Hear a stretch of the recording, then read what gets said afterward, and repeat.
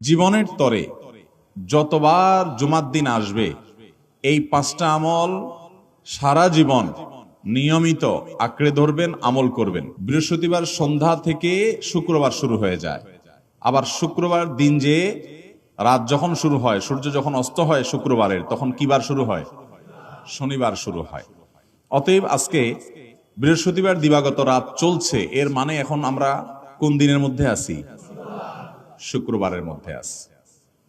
সূর্য অস্ত যাওয়ার সঙ্গে সঙ্গে শুক্রবারের মধ্যে আছে। শুক্রবার বা জুমার দিন, এই দিন সম্পর্কে কোরআন এবং হাদিস থেকে ঘেটে আমরা 14টা আমলের কথা একটা লম্বা বড় ভিডিওতে বলেছি। আজকে সেখান থেকে আমি সংক্ষেপ করে এই 14টার মধ্যে আবার অতি গুরুত্বপূর্ণ 5টা আমলের কথা বলবো ইনশাআল্লাহ। কয়টা আমল? 5টা আমলের কথা বলবো। জীবনের তরে যতবার জুমার দিন আসবে এই 5টা আমল সারা জীবন নিয়মিত আঁকড়ে ধরবেন, আমল করবেন। যারা নিয়ত করতেছেন হাত তোলেন। আল্লাহ আমাদের সবাইকে আমল করার তৌফিক দান করুন।